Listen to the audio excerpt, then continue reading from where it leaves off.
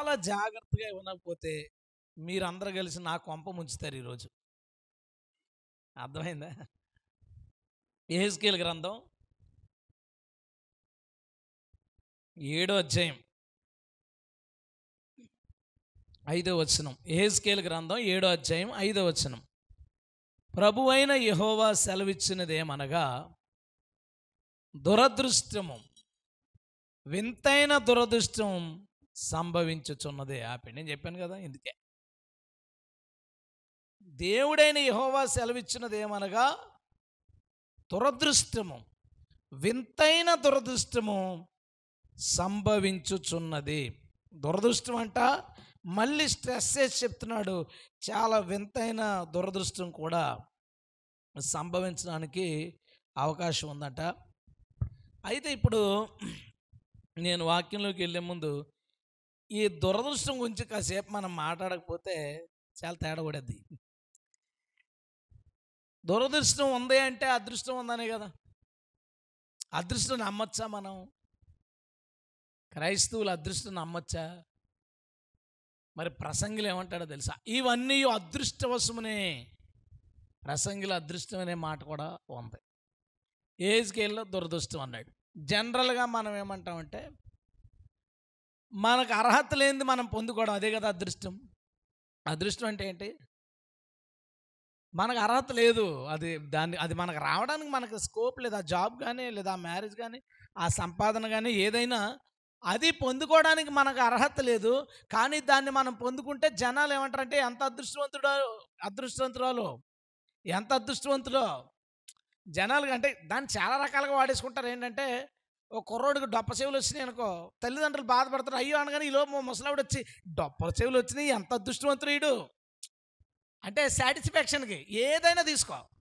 మనిషికి ఏదైనా డిఫెక్ట్ ఉంటే ఆ డిఫెక్ట్ వలన ఒకవేళ ఎవరైనా బాధపడుతుంటే అది ఎంత అదృష్టమో అనగానే, ఓ ఇది అదృష్టవంతుడులే అనుకుంటాం. కాళ్ళు ఇలా కొంచెం వంకరగా ఉన్నానుకో, ఒరే వీడికి వంకర కాళ్ళు వచ్చినాయి, చాలా లక్కీడు, చాలా అదృష్టవంతుడు అని అలా ఏదో కవర్ చేసుకోవడానికి అలా వాడుకునేవాడు వాడుకుంటారు. తెలుసు కదా మన విలేజ్లో ఇవన్నీ మనకి. అయితే జనరల్గా అదృష్టం లోకం వాడేది ఏంటంటే, ఒక అర్హత లేనిది మనం పొందుకుంటే దట్ ఈస్ కాల్డ్ లక్, అదృష్టం అంటాం. మన క్రిస్టియన్ ఫీల్డ్లో ఏమంటామంటే, అర్హత లేనిది మనం దేవుని దయ వల్ల పొందుకుంటే దాన్ని ఏమంటామంటే మనం కృప. ఏమంటాం? కృప. అంటే అదృష్టం కృప ఒకటేనా అంటే మళ్ళీ దాంట్లో డిఫరెన్స్ ఉంది, అది చెప్పాలనుకుంటున్నాను ఇప్పుడు. కృప ఏంటంటే ఏమి చేయక్కర్లా, దేవుడిచ్చేస్తాడు. హల్లెలూయా. అదృష్టం అని దేన్ని అంటారంటే, ఒక పెద్ద లాభం పొందుకోవడానికి, ఒక పెద్ద మేలు పొందుకోవడానికి మనం చిన్న ప్రయత్నమే చేస్తాం. ఆ చిన్న ప్రయత్నం నుంచి పెద్ద లాభం వస్తుంది. కృప అంటే ఏమీ చేయలేదు. కృప అంటే జీరోకి 100 మార్కులు ఇవ్వడం. అదృష్టం అంటే ఆడు 10 రాస్తే మర్చిపోకుండా ఇంకో 0 వేసేయడం, అదే అదృష్టం. ఇప్పుడు లాటరీ ఉంది. లాటరీ ఏంటి? లక్, అదృష్టం. అయితే 100 మంది టికెట్ కొన్నారు, అందులో ఒకడికే వచ్చింది. 100 మందిలోకి వెళ్ళి ఈ ఒకటి వచ్చినోడికి ఏం స్పెషల్ ఏం కాదు వీడు. కానీ వీడు ఒక పని చేశాడు, ఏంటంటే టికెట్ కొన్నాడు. అర్థమైందని చెప్పింది. ఆడు లాటరీ టికెట్ మీద డబ్బులు ఇన్వెస్ట్ చేశాడు, ఖర్చు పెట్టాడు.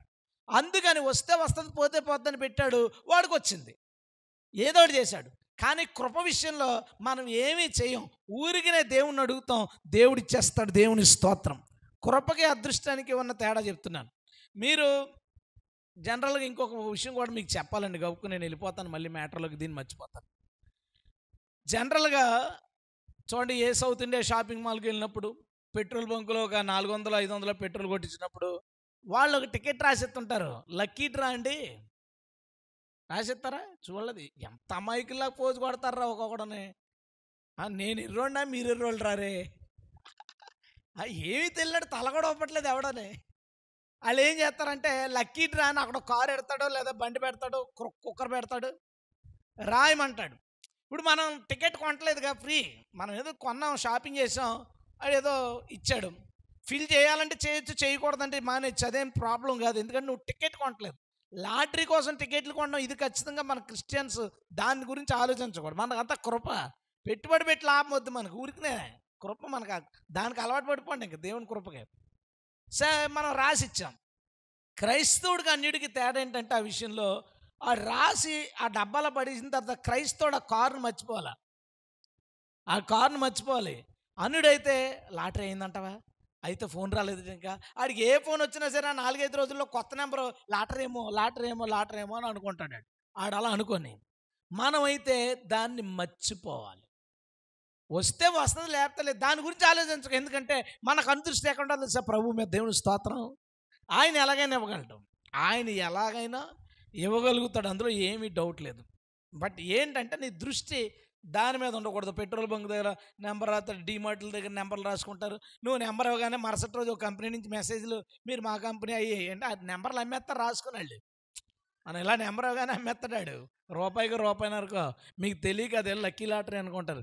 సరే, ఏదైనా వాటి మీద క్రైస్తవుడు అనేవాడు దృష్టి పెట్టకూడదు. ఇక కావాలని లక్కీలోకి అయితే అడుగు పెట్టకూడదు. అదృష్టం అనగా నువ్వు ఏదో ఒక చిన్న ప్రయత్నమే చేసావు, కానీ దాని వెనకాల నీకు చాలా లాభం వచ్చింది, చాలా ఎక్కువ నీకు కలిసి వచ్చింది. దాన్ని అదృష్టం అంటాం. దురదృష్టం అంటే ఏంటి? Same opposite. చిన్న పనే చేశాడు, చెడ్డదే. చిన్న తేడా పనే చేశాడు, కానీ నష్టం చాలా ఎక్కువ వచ్చేది. దాన్ని దురదృష్టం అంటారు.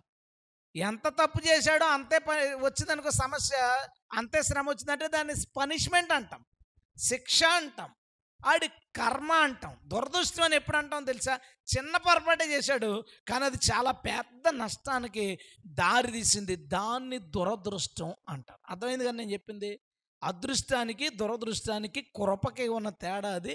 అదృష్టంతో మనకు సంబంధం లేదు, కృప మనకు ఉంది. దురదృష్టానికి మాత్రం మనకు సంబంధం ఉంది, అది గుర్తెట్టు.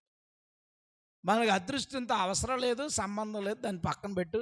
అదృష్టం కంటే కృప గొప్పది. ఎందుకంటే అదృష్టానికి ఏదో ఒకటి చేయాలా, ఎదురు చూడాలి, పాటలు పడాలి. కృపకి ఏమీ చేయక్కర్లేదు. మనం ఇంతటి గొప్ప వరాలు పొందుకున్నాం, ఏం పెట్టుబడి పెట్టాం? ఏం పెట్టుబడి పెట్టలా. మన పాపాలు కడుక్కున్నాం, ఏం పెట్టుబడి పెట్టాం? అస్సలు ఏ కోణంలో చూడు ఫ్రీ. మనకి ఇంత ఫ్రీ అయినప్పుడు మళ్ళీ పెట్టుబడి అదృష్టం దగ్గరికి మనం వెళ్ళొద్దు. కానీ దురదృష్టం కోసం మాత్రం దేవుడు మాట్లాడుతున్నాడు. దురదృష్టం సంభవించబోతుందట. వింతైన దురదృష్టం సంభవించబోతుందంట. ఈరోజు నేనేం చెప్పబోతున్నానంటే బైబిల్లో ఉన్న ఒక 5 దురదృష్టవంతుల గురించి చెప్పాలనుకుంటున్నాను. బైబిల్లో ఉన్న చెడ్డోళ్ళ గురించి కాదు, నష్టపోయిన వాళ్ళ గురించి కాదు, ఓడిపోయిన వాళ్ళ గురించి కాదు. దురదృష్టవంతులు అంటే చిన్నదే, ఏదో మిస్టేక్ చిన్నదే జరిగింది, కానీ చాలా పెద్ద శ్రమ వాళ్ళు అనుభవించారు, చాలా విలువైంది వాళ్ళు కోల్పోయిన పరిస్థితులు. ఒక 5 దురదృష్టవంతులు. వాళ్ళ గురించి మనం ఎందుకు చెప్పుకోవాలి ఇప్పుడు?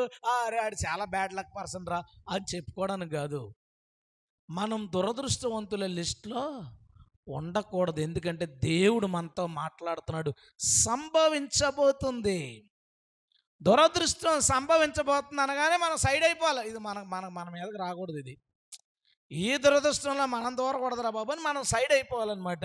కాబట్టి దేవుడు దురదృష్టం సంభవించబోతుంది అనగానే నాకు కాదు ప్రభా అని మనం తప్పించుకోవాలంటే మన ముందున్న మేధావులు ఉన్నారు, దురదృష్టవంతులు కొంతమంది, వాళ్ళని లైన్లో తెచ్చుకోవాలి. మనం లైన్లోకి తెచ్చుకుని, ఓహో ఇలాగ దురదృష్టం వచ్చింది, మనం జాగ్రత్తగా ఉండాలి. ఈయనకి ఎలా దురదృష్టం వచ్చింది, మనం జాగ్రత్తగా ఉండాలి. ఈవిడికి ఎలా దురదృష్టం వచ్చింది, మనం జాగ్రత్తగా ఉండాలని ఆ దురదృష్టంలోంచి మనం తప్పించుకోవాలి. అట్టి కృప దేవుడు మనకిచ్చునుగాక. ప్రార్థన చేసుకుందామా? ప్రార్థన చేసుకుని వాక్యంలోకి వెళ్దాం. స్తోత్రం చెప్దామండి గట్టిగా. హల్లెలూయా, హల్లెలూయా.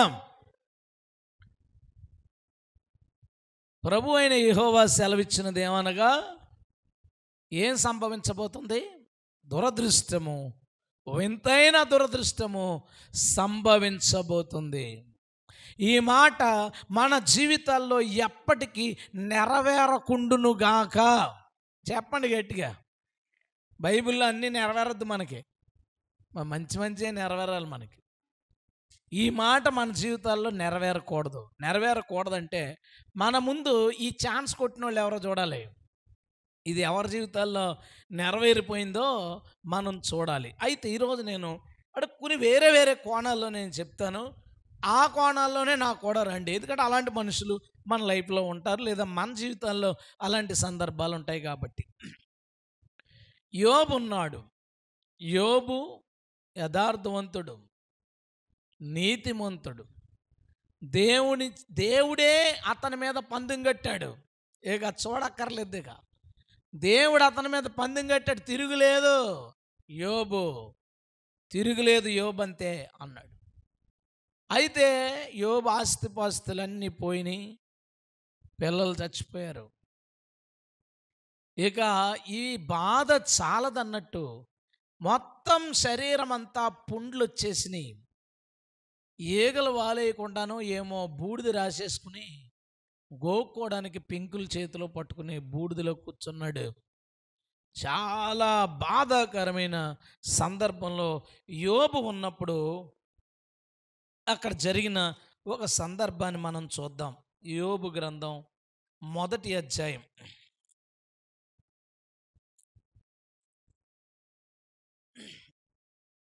2వ అధ్యాయం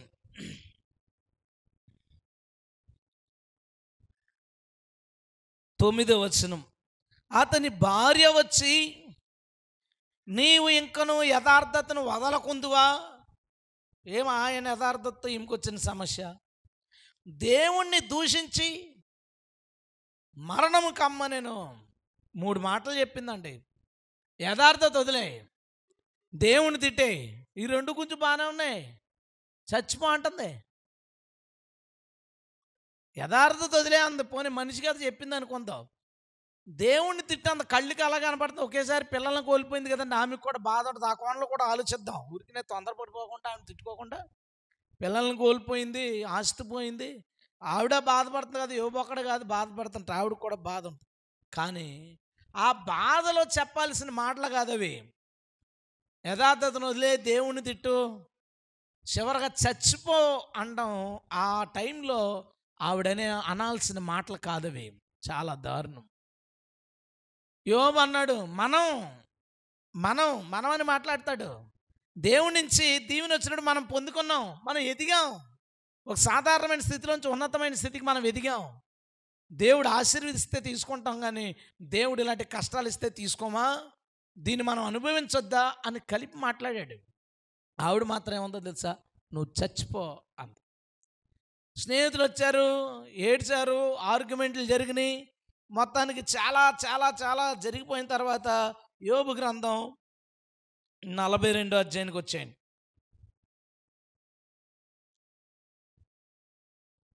42వ అధ్యాయానికి వచ్చేసరికి 10వ వచనం వచ్చేసరికి, యోబు స్నేహితుల్ని దేవుడు క్షమించాడు. వారు యోబు వారి గురించి ప్రార్థన చేసినందుకు యోబు క్షమించాడు, దేవుడు అతను క్షమించాడు. తర్వాత మరియు యోబు తన స్నేహితుల నిమిత్తం ప్రార్థన చేసినప్పుడు యెహోవా అతని క్షేమస్థితిని మరల అతనికి దయచేసను. మరియు యోబునకు పూర్వం కలిగిన దానికంటే 2 అంతలు అధికముగా యెహోవా అతనికి దయచేసను. అప్పుడు అతని సహోదరులందరూ, అతని అక్క చెల్లెళ్ళు, అంతకుముందు అతనికి పరిచయలైన వారు వచ్చి అతనితో కూడా అతని ఇంట అన్నపానములు పుచ్చుకుని యెహోవా అతని మీదకి రప్పించిన సమస్త బాధను గూర్చి ఈ అంతలేసి దుఃఖాలు పొందితవని అతని కొరకు దుఃఖించుచు అతన్ని ఓదార్చిరి.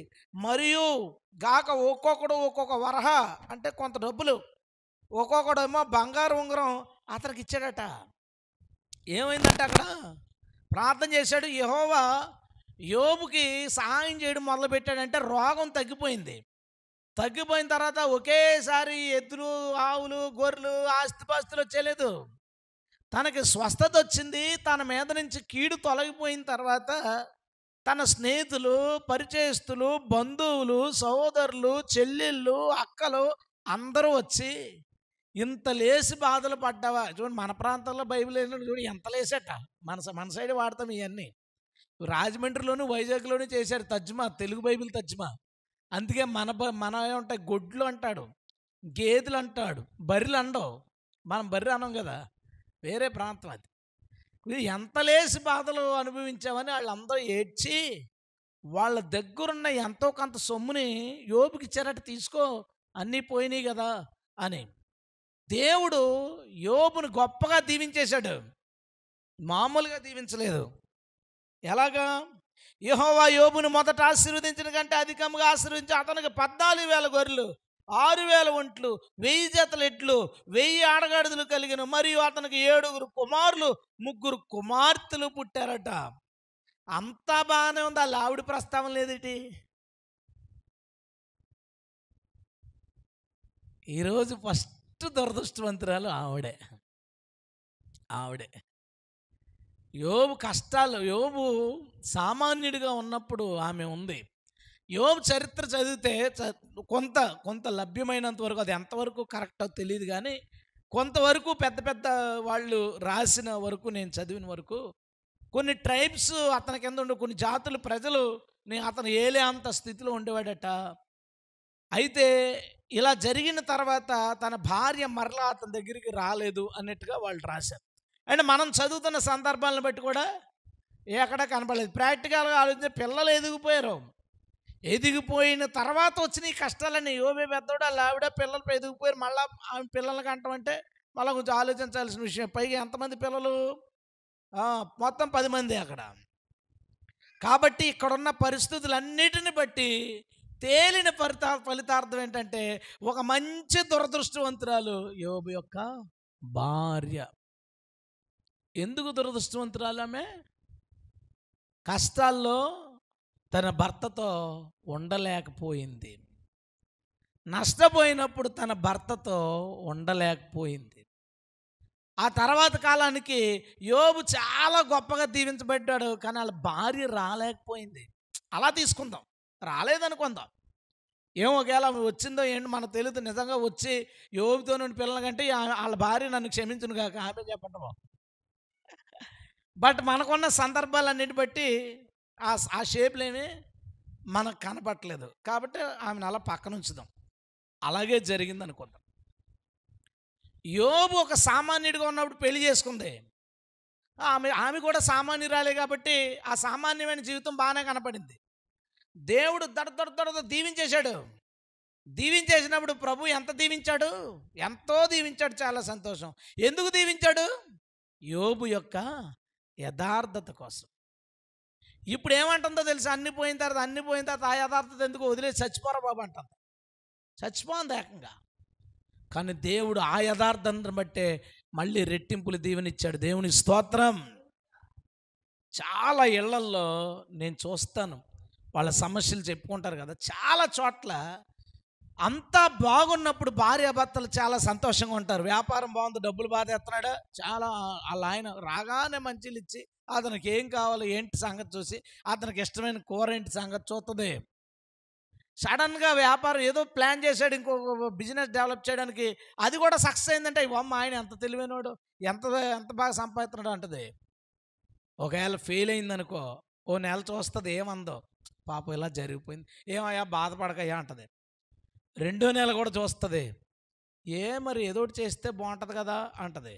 3వ నెల వాళ్ళ అమ్మ వంకెట్టుకుని, మా అమ్మ అంటుందండి అల్లుడు గారు ఎప్పుడు ఇంట్లో ఉంటున్నారండి, బయటికి వెళ్ళరా అని ఊరికినే వాళ్ళ అమ్మ అందో మాట ఈవిడిదే.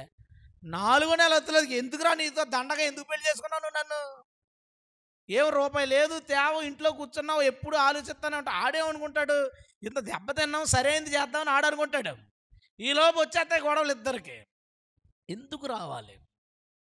లాభం ఇద్దరిది అయినప్పుడు నష్టం ఇద్దరిది కాదా? సమృద్ధి ఇద్దరిది అయినప్పుడు కరువు ఇద్దరిది కాదా? ఈడెలాంటోడు అనుకుంటున్నావు?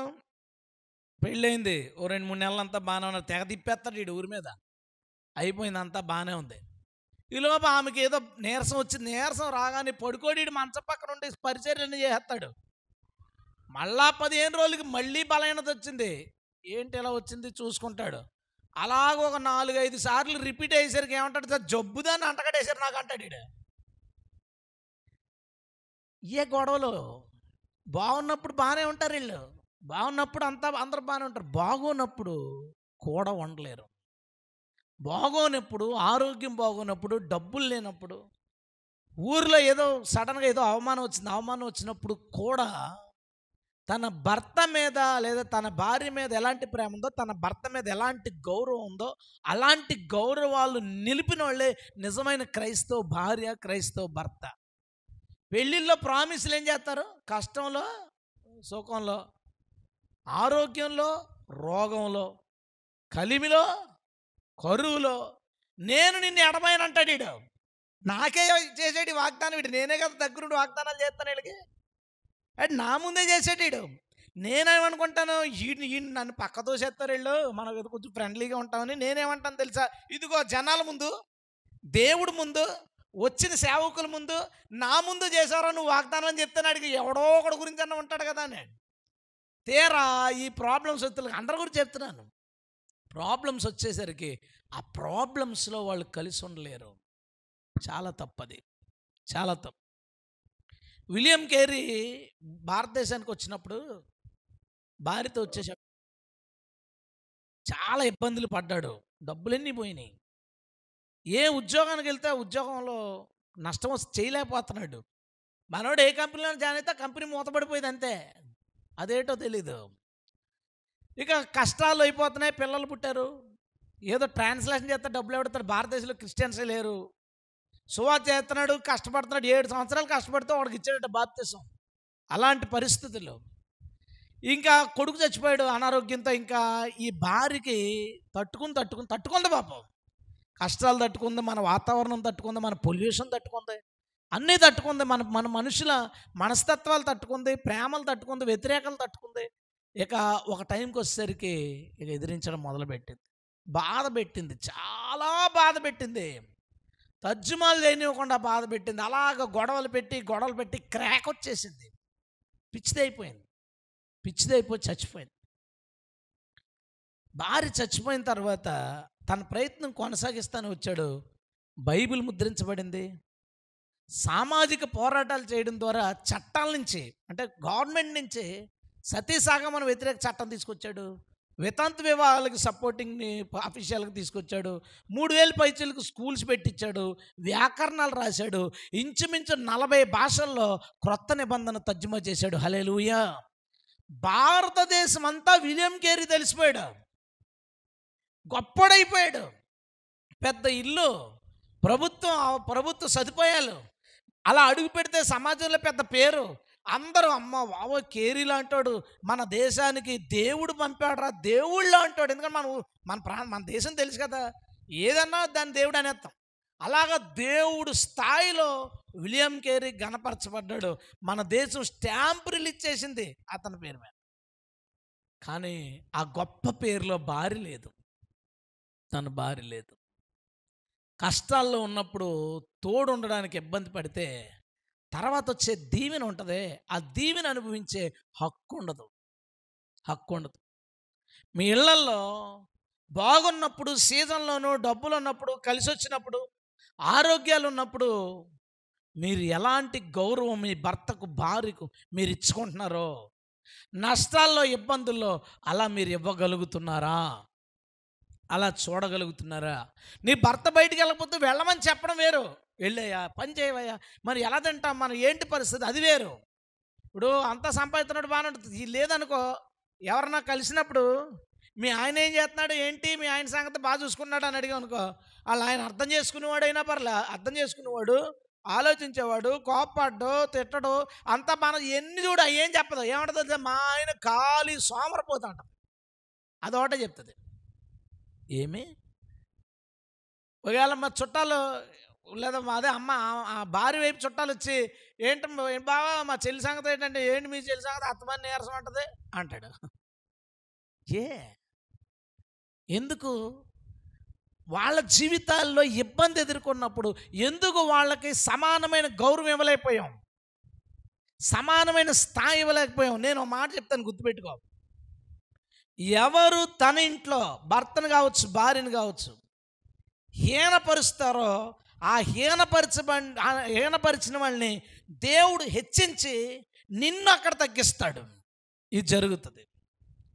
నిన్ను అక్కడ తగ్గించినప్పుడు నువ్వు తలెత్తుకుని కూడా నీ భార్య దగ్గర మాట్లాడలేని స్థితి వచ్చేస్తుంది, నీ భర్త దగ్గర మాట్లాడలేని స్థితి వచ్చేస్తుంది. నీకు గర్వించకండి. గర్విస్తే దేవుడు నిన్ను అణిచేసి, నువ్వు ఎవరి దగ్గర అయితే గర్వించి తక్కువ చేసావో ఆ తక్కువ వాళ్ళని ఎక్కువ చేయాలనే రోషం ఆయనకు వస్తుంది. దేవుని స్తోత్రం. జాగ్రత్త. యోబు భార్య నిజంగా ఆ రోజు అలా అనకుండా, అయ్యా ఎందుకు పెంకు, నేను ఉన్నాను కదా, నీకు ఎక్కడ ఇబ్బందో చెప్పు, నేను నీకు పరిచయం చేస్తానని అంటే ఎంత బాగుండేది.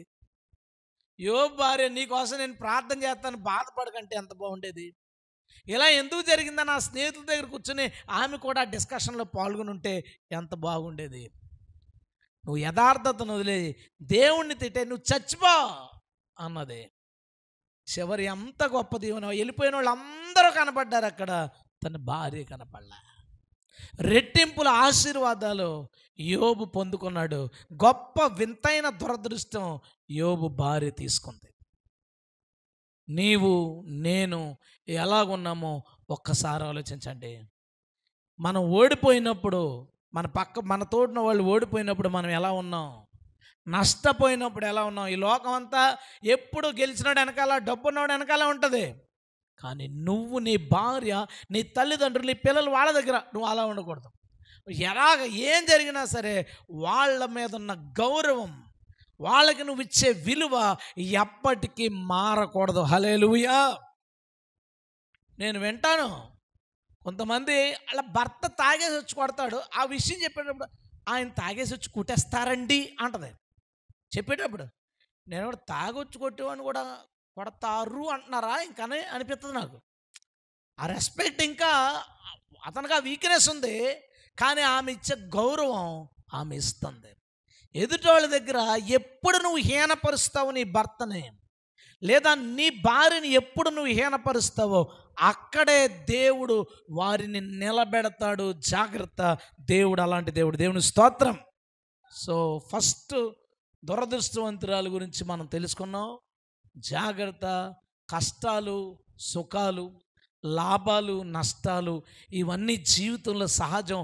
అవి మారిపోతూ ఉంటాయి. అవి మారినట్టు భర్త మారిపోవడం ఇంకొకరు రాడు, భార్య మారిపోవడం ఇంకొకరు రాదు. మనం బతకాల్సింది ఆమెతోనే, అతనితోనే. కాబట్టి వాటిని దృష్టించక ఆ వ్యక్తికి ఇవ్వాల్సిన గౌరవం ఏంటో మనం ఇవ్వాలి. ఆ వ్యక్తికి ఇవ్వాల్సిన గౌరవం, విలువ మనం ఇచ్చి తీరాలి. ఖచ్చితంగా ఇచ్చి తీరాలి. కొన్నిసార్లు ఆమెలో ఏదో లోపం ఉంది, పిల్లలు పుట్టరు. ఆమెలో ఏదో లోపం ఉంది, పిల్లలు పుట్టరు. ఆ విషయం తెలియగానే అత్తగారు ఎంత హీనపరుస్తుందంటే, ఇలాంటిది వచ్చింది, ఇలాంటిది వచ్చింది. లోపం కొడుకులో ఉంటే ఏం చేద్దే? కొడుకులో ఉంటే అదే మాట అనగలదా? లోపం ఆమెలో ఉంది, వీడు చాలా చీప్గా మాట్లాడతాడు. లోపం వీళ్ళలో ఉంటే, ఒక్కొక్కడు లోపం పురుషులో ఉంటుంది. అది హెల్త్ ప్రాబ్లం, ఏదో సమస్య. ఇంకా చూడు, ఈమె డైలాగులు మొదలెడుతుంది. ఎందుకు ఇంకా అని మొదలు పెడతారు. ఏమి, మన నష్టాన్ని మనం పంచుకోమా? మన కష్టాన్ని మనం పంచుకోమా? మన అనారోగ్యాన్ని మనం పంచుకోమా? బాగున్నప్పుడు మనం కలిసిమెలిసి ఉండలేమా? అది నువ్వు ఆలోచించుకో. జాగ్రత్త. ఆ దురదృష్టవంతుల లిస్టులో ఇక్కడున్న భార్యాభర్తల్లో ఎవ్వరు ఉండకుండునుగాక. ఆమేన్.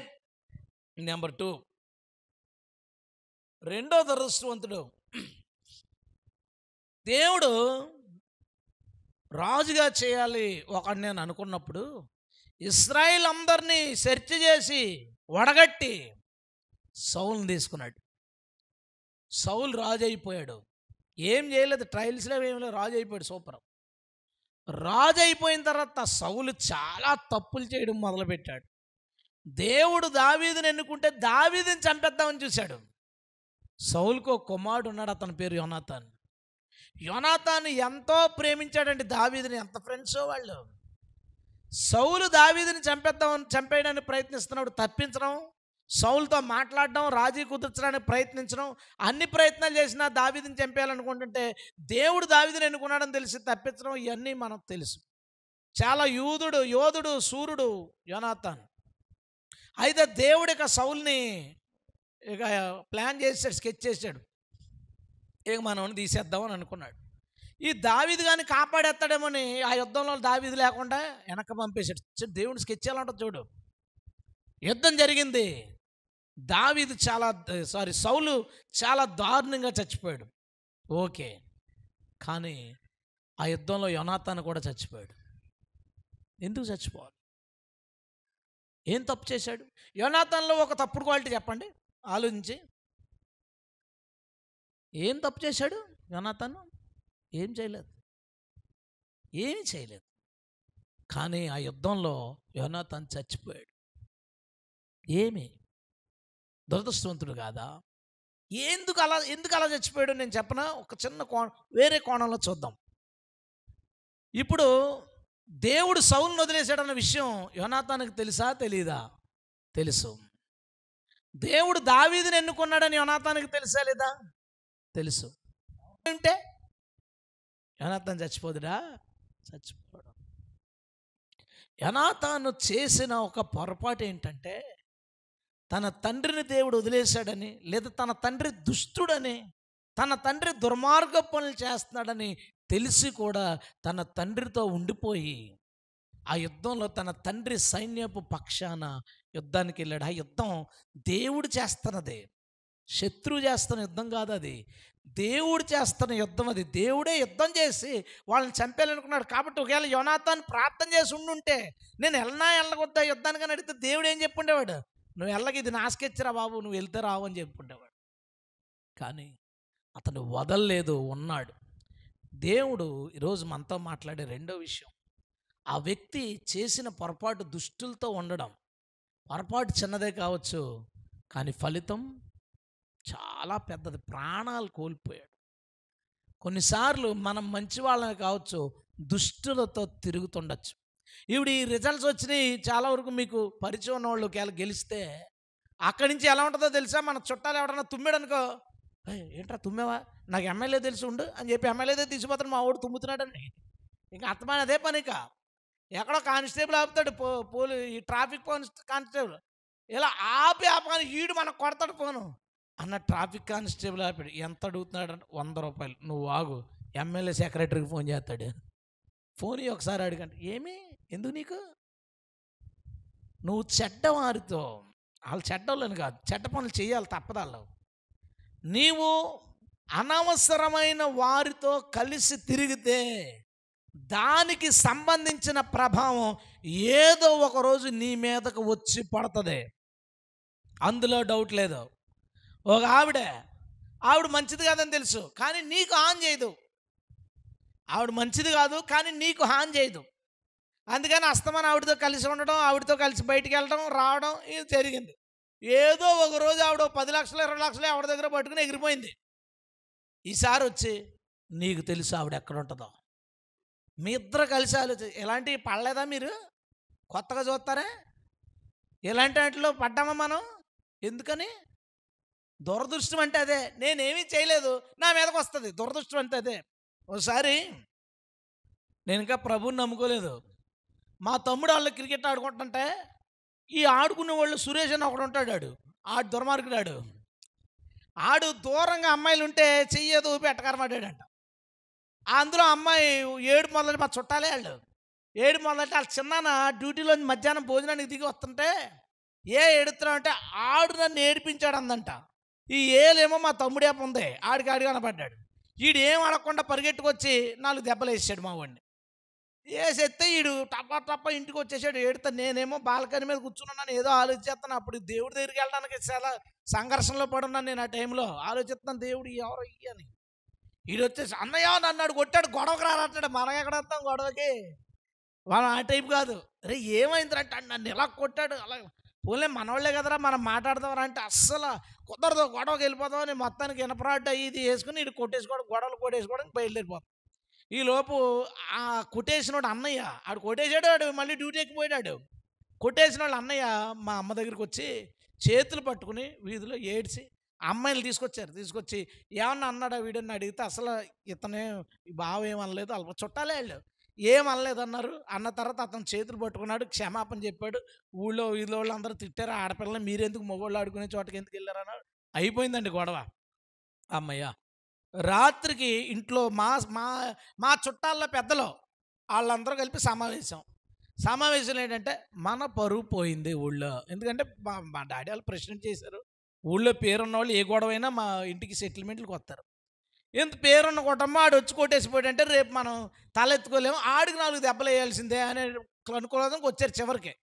నేనేం మధ్యలోకి వెళ్ళి నాన్నలతో నువ్వు నోరుమి అన్నాడు. అలా కాదమ్మా అంటే ఈలోపు మా అన్నయ్య రే నువ్వు నోరు ఈ లేకపోతే అయిపోతుంది. పొద్దున్నే గొడవ, అది నాకు తెలుసు. పొద్దున్నే గొడవ ఏంటంటే ఆయన కొడేస్తారు. ఆడు డ్యూటీ దిగాడు. మా వోళ్ళు గోడ లోపల గేట్ వేసి గోడ లోపల దాక్కుని కూర్చొని ఉన్నారు. నేను ఇలా పైనుంచి చూస్తున్నాను. అక్కడ మా వోడు ఒకడు మాట్లాడడానికి గోడ అవతల జనాలు అంతా కర్రలయి పట్టుకుని సెట్టింగ్ ఉంది. నేను చూస్తున్నాను. ఈలోపు ఆడొచ్చాడు. పిలిచాడు మా అన్నయ్య. పెద్దన్నయ్య పిలిచాడు. ఏరా మా వోడిని కొట్టావంటే ఏంటి అని అడిగాడు. ఆడన్నాడు కొట్టు వదిలేసాను, లేదంటే అక్కడ కప్పెట్టొద్దును అన్నాడు. ఆడికి తెలీదు, వచ్చి క్షమాపణ అడిగిన విషయం తెలియదు. ఆడు పోయాడు డ్యూటీ కాడు. ఆడి దగ్గర ఫోను లేదేం లేదు. ఆడికి తెలియదు జరిగిన మ్యాటర్. కొట్టు వదిలేసి లేదా కప్పెట్టొద్దు అనగానే ఇంకా సంభాషణ ఉంది రాత్రి ప్లాన్లో. ఈ డైలాగ్కి గోడ చోట ఉన్న వాళ్ళు గోడ ఎక్కి దూకేసి ఆయన సితక్కుమ్మేయడం మొదలుపెట్టారు. నేను వెళ్ళి ఆపుదామంటే 10 మంది ఒకటి కొడేస్తుంటే మనం లెక్క ఉంటుంది. ఈలోపు ఇనపరాట్లు అవి తెచ్చేసాడు మా వాడు. ఆడి బుర్రపాతలు కొట్టాడు. నేను ఏదో అది ఆపాను, మొత్తానికి చితక్ కొట్టేసారు. మాకు డ్రైనేజ్ ఉండేది అప్పుడు, కాలం ఉండేది. ఆ కాల్లో పాడేశారు కొట్టేసి. కొట్టేసిన తర్వాత ఆడి అక్కడ ఎప్పుడు పాడేసారో తెలియదు అండి. అయిపోయింది. ఈలోపు వాళ్ళ అన్నయ్య వచ్చేసాడు కర్రలట్టుకుని. మా చుట్టాలు పట్టాలు అందరూ వచ్చేసి మా వాళ్ళు అందరినీ పట్టుకుని గొడవ ఆపడానికి తీసుకెళ్ళి లోపలికి వెళ్ళిపోయి తలుపేసారండి. లోపలెట్టి నేను మా అమ్మ ఉన్నాం బయట. ముందు రోజు క్షమాపణ అడిగాడు కదా వాళ్ళ పెద్దన్నయ్య, అతను వచ్చి మాట్లాడుతున్నాడు మా అమ్మతో. సీరియస్గా జరుగుతుంది, ఇంకా ఎందుకు వదిలేద్దామని మాట్లాడుకుంటుంటే ఈ కాల్లో ఉన్నవాడికి ఎప్పుడు మెలకు వచ్చిందో లెగిసి కావిడి బద్ద ఒకటి పట్టుకుని మా అమ్మ తల మీద గట్టిగా కొడితే నేను అక్కడే ఉన్నాను. టక్మని చెయ్యటగానే ఇక్కడ తగిలి ఈ మధ్యలో ఉన్న ఎముకి ఇరిగిపోయి ఇలా పైకి తనిపెట్టేసింది. చెయ్యి ఇరిగిపోయింది నాది. తప్పని ఇరిగిపోతులేదు. ఈ కిటికీలోని చూస్తున్న వాళ్ళు మా అమ్మ తల బద్దలు కొడేసి చూడని డోర్ పీకేసి వీళ్ళు వచ్చేసి ఆడిని మళ్ళీ సత కొడేశారు. కొట్టి నాకేమో చెయ్యి ఇరిగిపోయింది. నేను సైలెంట్గా పైకి వెళ్ళిపోయింది.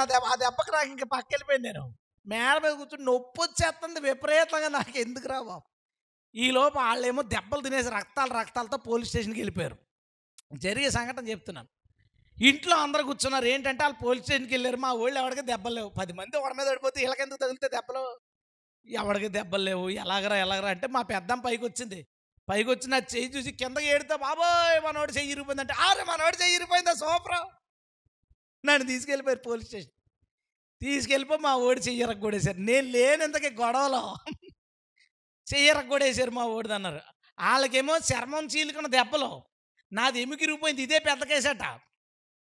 పెద్ద కేసంట. స్టేషన్లో వాళ్ళకేదో ఇన్ఫ్లుయెన్స్ పట్టుకుని నన్ను స్టేషన్లో 2 రోజులు, తర్వాత గవర్నమెంట్ హాస్పిటల్లో 3 రోజులు. కట్టు లేదు, ఎక్స్రే లేదు, ఏమీ లేదు. అది అట్టుకుని నొప్పి. ఈలోపు మంచం దగ్గర అలా కూర్చుంటే ఒక ఆవిడ ఏమైంది బాబు అని అడిగింది. ఆ మంచం ఇంకొకటి గవర్నమెంట్ హాస్పిటల్లో. నేను చెయ్యిరిపోయిందండి అని అన్నాను. ఈలోపు ఇంకొక ఆవిడ, ఆడవాళ్ళు వెళ్ళేటోళ్ళు వచ్చేసింది ఇన్ఫర్మేషన్, ఈడు ఖైదీ అని ఈడేదో చేశాడని వచ్చి నా ముఖం మీద, ఆ ముఖం చూడు ఏం తెలియనట్టు ఎలాగున్నాడో, గొడవల్లో చీర కొట్టుకున్నావా అంద. నన్ను ఏం రా నా జీవితం. తీసుకెళ్ళారు, అయిపోయింది, కట్టేసిన తర్వాత 2 సంవత్సరాలు కోర్టుకి నేనే కదా మెయిన్. నేను మా నాన్న కుదరకపోయినా నేను వెళ్ళాలి గ్యారంటీగా. నేనే మెయిన్ కదా. కోర్టులో ఎలా ఉంటుందో తెలుసా, సినిమాల్లాగా ఉండదు. ఎవడ కిక్కిరి మండడానికి ఉండదు. అక్కడ బయట 9 గంటలకు కూర్చున్నాడు, ఎన్ని గంటలకు 3 వస్తే అన్ని గంటలకు పిలుస్తాడు మనల్ని. అప్పుడు దాకా అలా కూర్చుని ఇడ్లీ పొట్లం మధ్యాహ్నం తింటే బయటికి వెళ్తే పిలిచేస్తారు తెలియదు. పిల్లగానే దొంగలాగా అలా నిలబడితే ఫోటో చూసుకుని నా మొఖం చూసుకుని అంటే పోయినట్టు పక్కకి. మళ్ళీ ఎప్పుడు పిలుతాడో అప్పుడు దాకా వెయిట్ చేయాలి. ఓ సంవత్సరం అయితే చుట్టాలు కదా, కలిసి వెళ్ళిపోయేవాళ్ళం కోర్టుకి. ఓ బండి మీద పోయేవాళ్ళం. ఇదంతా జరగడానికి కారణం ఏంటి చెప్పనా? మరుసటి రోజు గొడవ వద్దన్నాడు. పొద్దున్న ఎక్కడో చోట పోవచ్చు కదా. మేడకి ఏం జరుగుతుందో నేను చూడాలి, అవసరమా నాకు? ఇరిగిపోయింది చెయ్య. ఎందుకు మనకే? చాలాసార్లు మనలో చాలామంది గొడవలు ఎలా ఉంటుందో తెలుసా? వాళ్ళ గొడవ పడుతుంటే మధ్యలోకి వెళ్ళి దూరతాడు. ఏం జరిగింది, నీకెందుకురా, నీకెందుకు అక్కడ ఈయన చూసాను నేను ఆడి దగ్గర అంటాడు. తర్వాత ఆడు తెలుసు, ఆడు గంజాయి బ్యాచ్ అని తెలుసా, ఆడు జోలికి వెళ్ళకు. ఇంకా ఆడు బెట్టింగ్లు కాడని తెలుసా, ఆడు జోలికి వెళ్ళక నువ్వు. ఇంకా ఆడు బెట్టింగ్ ఆడు, నువ్వు కూడా ఉన్నావు. ఆడు బెట్టింగ్ వేసాడు, పోయిందో 10 లక్షలు 20 లక్షలు. ఇప్పుడు ఈ బెట్టింగ్ జబ్బులు ఎక్కువైపోయినాయి కదా. ఆడు ఎక్కడో కనపడకుండా పోతే ఈడొచ్చి ఏం చేస్తాడు, నీ కాళ్ళు పట్టుకుంటాడు. మీ ఫ్రెండ్ ఆడు, నువ్వు ఇస్తావేమో అంటాడు. నీకు అవసరం లేని చోట, ప్రమాదకరం అనిపించే చోట, దుష్టులు ఉండే చోట, నీకు అనవసరమైన గొడవల చేత నువ్వు ఉన్నావా, అది ఏదో ఒకరోజు నీ మెడకు చుట్టుకుంటుంది, నాకు చేతికి చుట్టుకుంటాయి. ఏదో దానికి నీకు చుట్టుకుంటుంది. ఎందుకు మనకే? యోనాతాను ఎందుకు దురదృష్టవంతుడు? ఒకవేళ వదిలేసి దావీదుతో ఉండుంటే, దావీదుతో చేసిన యుద్ధాల్లో సహకారిగా ఉండుండేవాడు. ఇశ్రాయేలుకి ఎంతో ఉపయోగకరంగా ఉండేవాడు. ఇంకో మాట చెప్పనా, దావీదు దగ్గర ఒక మంచి పదవి కనుక యోనాతానుకు ఉంటే ఈ బెన్యామీన్ గోత్రికులకి యోధా గోత్రికులకి గొడవే ఉండదండి. మా ఓడి మంత్రిరా, దావీదు దగ్గర మా ఓడి మంత్రి అని చెప్పుకుంటూ ఉండేవాళ్ళు. మా ఓడి సైన్యాధిపతి అని చెప్పుకుని ఉండేవాడు. రాజు తర్వాత రాజు అంతటి వాడు అని చెప్పుకుని ఉండేవారు. కానీ ఏమీ లేదు, ఈ గోత్రం ఆ గోత్రం తన్నుకుని చచ్చారు. దీని అంతటికి కారణం యోనాతాను ఉండకూడని చోట ఉన్నాడు. చేసిన తప్పు చిన్నదే, కానీ చాలా పెద్ద నష్టాన్ని పొందుకున్నాడు. కాబట్టి ఈరోజు మన రెండవ దురదృష్టవంతుడు ఎవరో యోనాతాను. జాగ్రత్త జాగ్రత్త, పెద్ద పోటుగాళ్ళలాగా పోటుగత్తుల్లాగా వెళ్ళిపోకండి గొడవల దగ్గరికి. వాళ్ళు తేడా అని తెలిసిందా జాగ్రత్త ఉండు. ఆమె కొంచెం ఎవరితోనో తప్పుడు సంబంధం కలిగి ఉందా జోలికి వెళ్ళక నువ్వు కలిసి వాళ్ళతో కలిసి కూర్చొని మాట్లాడటం, ఆవిడే కదా మాట్లాడుకుంటుంది, నేను కాదు కదా. వాళ్ళు ఫోన్లో మాట్లాడుకుని ఒక అబ్బాయి అమ్మాయి మాట్లాడేసుకుంటారు, అక్కడ కూడా ఉండకు నువ్వు, అక్కడ ఉండకు నువ్వు, వాళ్ళతో ఉండకు నువ్వు. వాళ్ళ దగ్గర ఉంటే నీకు ఏదో రోజు అదే నీకు చుట్టుకుంటుంది, అందులో ఏం డౌట్ లేదు. దేవుడి పక్షంగా చెప్తున్నాను. అక్కడ ఒక దుష్టక్రియ జరుగుతుంటే అక్కడ దానికి దూరంగా ఉండు నువ్వు. వాళ్ళు అలా మాట్లాడుకుంటున్నారు, వాళ్ళిద్దరు ఫ్రెండ్స్. ఈ ఒక అమ్మాయితో ఎవడన్నా డీల్ పెట్టుకుంటా ఆడితో మాట్లాడటం మానే, నువ్వు దూరంగా ఉండి ఆడితో. అది ఏదో రోజు పెద్ద గొడవ అవుతుంది. గొడవ అయినప్పుడు ఆ అమ్మాయి తాలూకోళ్ళు 4 బాధేద్దామని వచ్చినప్పుడు పక్కన ఉంటే నీ కాలు చేయకూడదు ఇరిచేస్తారండి. వద్దు మనకి. జాగ్రత్త. దురదృష్టం, వింతైన దురదృష్టం నిన్ను వెంటాడబోతుంది. కాబట్టి బహు జాగ్రత్తగా మన జీవితాన్ని కొనసాగిద్దుముగాక. ఆమేన్, హల్లెలూయా. 3వ దురదృష్టవంతుడు అబ్రహాము, లోతు వచ్చారండి. దేవుడు ఇద్దరిని గట్టిగా దీవించాడు. మందలు ఒక చోట ఉండడానికి వీల్లేనంత పెద్ద పెద్ద మందలు అయిపోయినాయి. సొదొమ గొమొర్రాలో నివాసం ఏర్పాటు చేసుకున్నాడు లోతు. ఎంత గొప్ప సాక్ష్యం అండి లోతుది. సొదొమ గొమొర్రాలో నీతిమంతుడిగా ఉన్నాడు. హల్లెలూయా. రెండో గొప్ప సాక్ష్యం ఏంటో తెలుసా? సొదొమ గొమొర్రాలో తన కుమార్తెల్ని కన్యకలుగా పెంచాడు. దేవుని స్తోత్రం. ఎంత గొప్పగా పెంచాడు. పెంచిన తర్వాత దేవుడు సొదొమ గొమొర్రా చుట్టుపక్కల పట్టణాలను నాశనం చేయాలనుకున్నప్పుడు దేవదూతల్ని పంపించాడు. పంపించిన తర్వాత బయటకు వచ్చేయమన్నాడు. బయటకు వచ్చేయమంటే కొంచెం ఆడవాళ్ళు చక్క పెట్టుకుని ఉంటాయి కదా, వెంటనే వచ్చేస్తారా? తప్పని వచ్చేస్తాం మనం బయటకు. అక్కడ వస్తుంది, మొత్తం అన్నీ సర్దుకుని తాళాలు అన్నీ వేసుకుని వస్తుంది. ఈవిడికి చక్క పెట్టడం లేట్ అయిపోతుంది, ఎందుకంటే అల్లుళ్ళు వస్తారు లేదో బతిమాలింది రానన్నారు. ఇల్లు ఎలాగా, వాకలు ఎలాగా, వాషింగ్ మిషన్, మిక్సీలు అన్నీ ఉండిపోయినాయి. అందులో ఎలా వస్తుంది బయటికి? కాలిపోద్ది అంటే భయం మీద ఆలోచించేస్తుంది. మొత్తానికి బలవంతంగా లాక్కుని వచ్చి ఒకే ఒక్క మాట చెప్పారండి, వెనక్కి తిరిగి చూడద్దు. బయలుదేరారు బయటికి. అగ్నిగంధకాలు కురుస్తున్నప్పుడు ఈమెకి ఇంట్లో సామానాలు గుర్తొచ్చినాయి, అల్లుళ్ళు గుర్తొచ్చారు. అక్కడ ఏవైతే సంపాదించుకుందాం మందలు అన్నీ పోయినాయి కదా, అన్నీ గుర్తొచ్చి ఒక్కసారిగా అయ్యో పోతున్నాయని వెనక్కి తిరిగి ఏమైపోయింది? ఉప్పు స్తంభం అయిపోయింది. చాలామంది లోతు భార్య అని చెప్పుకుని ఫోటోలు ఎడుతుంటారు. రాయి మీరు చూసారా? ఆ లోతు భార్య కాదు, ఉప్పు స్తంభం వర్షానికి కరిగిపోద్ది, అది ఉండదు. మనం ఆ ఫోటో పెట్టుకుని లోతు భార్య అనుకోకండి, ఉండదు, కరిగిపోద్ది. కానీ సొదొమ గొమొర్రాలో లేదు, అలాగని బతికి లేదు. ఇంతకంటే దురదృష్టవంతులు ఎవరు ఉంటారు? సొదొమ గొమొర్రాలో లేదు, బయటకు వచ్చింది. అలాగని బతుకుందా అంటే బ్రతుకూడాలి. బ్రతికి లేకపోవడం వదిలే. ఎన్ని సంవత్సరాల క్రితం చచ్చిపోయిందండి. ఈ రోజు కన్నా నేను వదిలేనా? నేను చెప్తున్నాను కదా ఆవిడ గురించి. ఈ రోజుకి నేను వదలలేదు. నేను వదిలితే నేను మాత్రం నా తర్వాత నా బిడ్డ సేవ చేసినప్పుడు ఆడు ఏదో ఒక రోజు లోతు భార్య గురించి ప్రసంగం చేస్తాడుగా. అంటే ఎన్ని సంవత్సరాలు అయిపోయినా అందరూ ఆవిడ్ని తిట్టుకోవడం, వెనక చూసింది. ఇంక వెనక చూడటం గురించి ఎన్ని రకాల మర్మాలు చెప్పాలో, ఎన్ని రకాల వింతలు చెప్పాలో అన్ని ప్రసంగాలు చేసేస్తారు ఆవిడ మీద. కానీ దాని అంతటికంటే పెద్ద నష్టం చెప్పనా? ఆవిడ చచ్చిపోవడం వలన ఓ గుహలోకి వెళ్ళారు. ఆ పిల్లలు అనుకున్నారు వాళ్ళు ఎప్పుడు బయట తిరిగిన వాళ్ళు కాదు. ఆ పట్టణాలన్నీ కాలిపోతే ఈ ప్రపంచం అయిపోయిందేమో, ఇక మనుషులు లేరేమో, మరి లేకపోతే ఎలాగ ఈ సృష్టి కొనసాగదు కదా, కాబట్టి మన తండ్రితో పిల్లల్ని కందాం అని అనుకున్నారు వాళ్ళు. లోతు భార్య బ్రతుకుంటే అలా ఆలోచించేవారు వాళ్ళు. లోతు భార్య బ్రతుకుంటే కనీసం ఆ థాట్ వస్తుందా వాళ్ళకి? వస్తే వాళ్ళ అమ్మ జరగనిస్తుందా? లోతు భార్య వెనక్కి తిరిగి చూడటం వల్ల ఏం జరిగిందో తెలుసా? ఈరోజు ప్రతి ఒక్కడికి ఏమీ తెలియదు బైబిల్ గురించి, ఏబిసిడీలు. ఆడికి అసలు ఆడు దేని పడితే దాని కుక్కను కూడా దేవుడు అంటాడు. అలాంటోడు కూడా మీ బైబిల్లో తండ్రి కుమార్తెలతో ఇదేనా నీ బైబిల్, ఇదేనా మాకు నేర్పిస్తారు. ఆడు కుక్కనే కాకిని కూడా దేవుడు అనుకునేవాడు కూడా బైబిల్ మీద కామెంట్ చేయడానికి కారణం ఎవరో తెలుసా? ఆమె వెనక్కి చూడడం. ఆమె వెనక చూసి అక్కడతో ఆమె జీవితం అయిపోవడం వల్ల ఈ తలనొప్పి అంతా, ఈ దరిద్రం అంతా వచ్చి పడింది. ఈ అవమానాలన్నీ దేవునికి వచ్చి పడి. నేను చెప్పాలనుకున్నది ఒకటే, ఒక్కసారి లోకంలోంచి బయటకు వచ్చిన తర్వాత నువ్వు గనక వెనక్కి తిరిగి చూస్తే నీవు నష్టపోవడంతో పాటు నీ వలన దేవుని నామానికి అవమానం వస్తుంది. నువ్వు మారినప్పుడు ఈ లోకం ఏమంటుందో తెలుసా? ఎంత యేసుప్రభు అంటే ఇష్టం లేకపోయినా సరే నువ్వు మారినప్పుడు ఏమంటాడో తెలుసా? వాడు చర్చికి వెళ్ళి మందు మానేశాడు రాడు, చర్చికి వెళ్ళి సిగరెట్లు మానేశాడు రాడు, చర్చికి వెళ్ళి మా చెల్లిరా చంపేసిది అదిగోను ఇదిగోని అని రాక్షసిరా బాబు, చర్చికి వెళ్ళిన తర్వాత మారిపోయిందని వాడికి దేవుడు అంటే ఎంత నచ్చకపోయినా ఖచ్చితంగా పొగుడుతాడు.